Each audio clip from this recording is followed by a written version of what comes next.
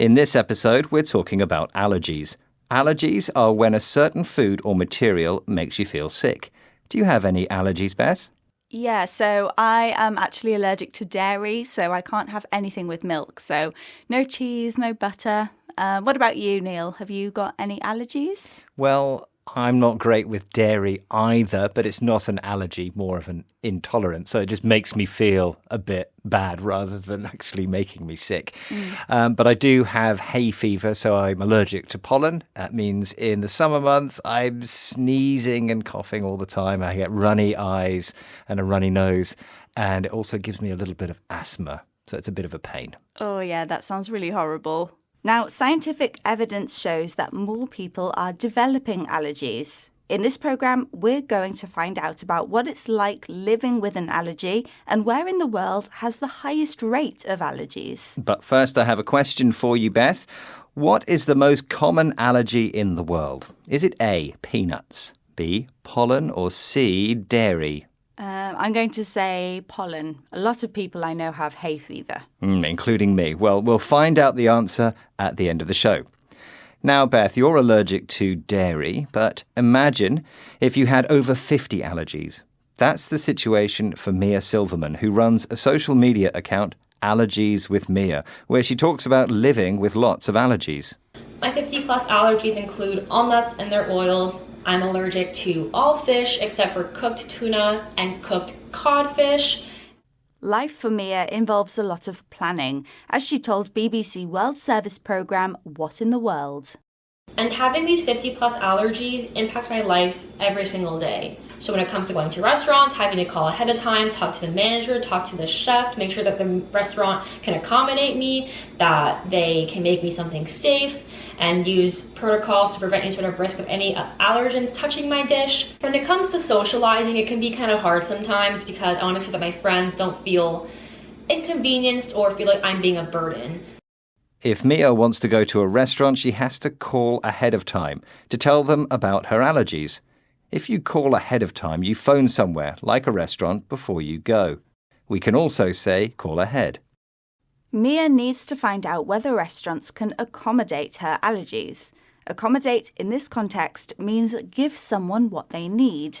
Because Mia has so many allergies, she has to visit restaurants which have protocols to stop the food she is allergic to touching her meal. Protocols means a set of rules for a process to make sure things are done properly. Now, most people who have allergies don't have as many as Mia, but scientists believe more people are developing allergies. And there is one place where the number of allergies is particularly high, Australia. In fact, Australia is called the allergy capital of the world. When we describe somewhere as the capital of the world in something, we mean that it's known for that thing. So the allergy capital of the world is the place in the world with the most allergies. BBC journalist Francis Mao is from Australia and explains some of the allergy data to BBC World Service podcast What in the World. You're from Australia, which has been called the allergy capital of the world. What is it about Australia in particular that is making people more allergic? Australia's termed the allergy capital of the world because due to the research and the data, that shows that almost 1 in 10 infants have marked a allergy. And often that's a food allergy or a respiratory allergy. And that does drop off once they're a bit older. Age 6 or so, it goes down to about 6%. And then as an adult, it goes down to 3%. Francis talks about the high numbers of Australian infants, that's babies, who have allergies. But she says the numbers drop off as children get older. If numbers or rates of something drop off, they get lower. By age 6 or so, Australian children are less likely to have allergies. We can use or so in informal speech to show that the number is an estimate. It's not exact. So, Beth, is there anything we can do about all these allergies? Well, scientists are investigating giving babies vitamin D, which can be shown to reduce allergies. Another technique is immunotherapy, which involves scientists giving children tiny amounts of the thing they are allergic to and then building up their baby's tolerance. Interesting.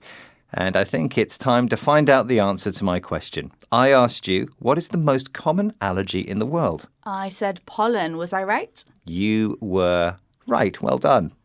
Okay, let's recap the vocabulary we've learned, starting with call ahead of time, which means to phone somewhere, like a restaurant, before your appointment or before you go there. If you accommodate someone, you give them what they need. Protocols are strict rules for how something is done. If somewhere is the capital of the world for a particular thing, it's known for that thing. For example, London is sometimes called the theatre capital of the world because we have lots of theatres. If numbers drop off, it means they get lower. And we can add or so to a number in informal speech to show that the number is an estimate. It's not exact. Once again, Now let's learn some vocabulary. Call ahead of time is phone before an appointment or before going somewhere. Accommodate mean give someone what they need. Protocols mean strict rules for how something is done. Allergy capital of the world means a place that is known for allergies. And finally, we have words drop off. Get lower over time are so used to indicate that a number is an estimate or is not exact. And let's go to the first exercise. What is the most common allergy in the world? A, peanuts. B, pollen. C, dairy. Listen to the program to hear the answer.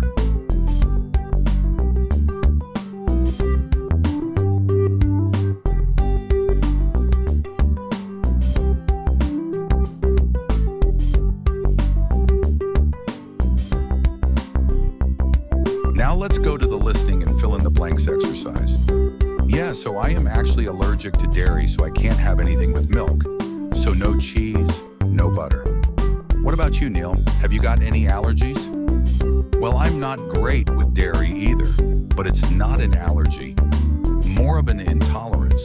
So it just makes me feel a bit bad rather than actually making me sick. But I do have hay fever, so I'm allergic to pollen. That means in the summer months, I'm sneezing and coughing all the time. I get runny eyes and a runny nose, and it also gives me a little bit of asthma. So it's a bit of a pain. Oh yeah, that sounds really horrible. Now, scientific evidence shows that more people are developing allergies.